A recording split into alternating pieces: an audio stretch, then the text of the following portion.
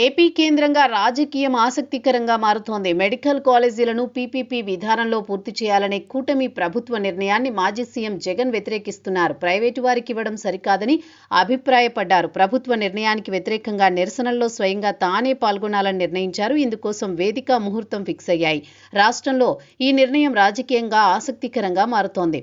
రాష్ట్రంలో మెడికల్ కాలేజీలపై కూటమి ప్రభుత్వం పీపీపీ విధానంలో ముందుకు వెళ్లాలని నిర్ణయించింది. ఈ నిర్ణయాన్ని వైసీపీ వ్యతిరేకిస్తోంది. ప్రభుత్వమే ఈ కాలేజీలను పూర్తి చేయాలని మాజీ సీఎం జగన్ డిమాండ్ చేస్తున్నారు. తాము ఈ నిర్ణయంపైన నిరసనలు కొనసాగిస్తామని, అయినా ప్రభుత్వం ముందుకే వెళితే తాము తిరిగి అధికారంలోకి వచ్చిన తర్వాత స్వాధీనం చేసుకుంటామని హెచ్చరించారు.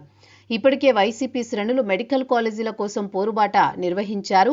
ఇక ఇప్పుడు నిరసనల్లో తాను స్వయంగా పాల్గొనాలని జగన్ నిర్ణయించారు. అందులో భాగంగా ఈ నెల 9వ తేదీన అనకాపల్లి జిల్లాలో పర్యటించనున్నారు.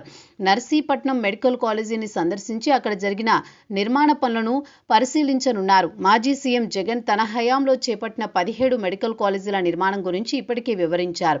పార్టీ నేతలు సైతం అదేవిధంగా ప్రభుత్వమే ఈ కాలేజీలు పూర్తి చేయాలని కోరుతున్నారు. 10 కాలేజీలను ప్రైవేటు పరం చేసేందుకు ప్రయత్నిస్తున్నారని ఆరోపణలు చేస్తున్నారు. ఇప్పటికే రాష్ట్రంలో ఆరోగ్యశ్రీని నిర్వీర్యం చేశారని విమర్శిస్తున్నారు.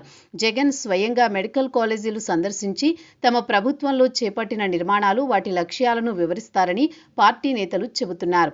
నర్సీపట్నం కాలేజీ సందర్శన తర్వాత అక్కడి నుంచే జగన్ తమ భవిష్యత్తు కార్యాచరణ ప్రకటించనున్నారు. రాష్ట్ర స్థాయిలో ధర్నాకు జగన్ సిద్ధమవుతున్నట్టు తెలుస్తోంది.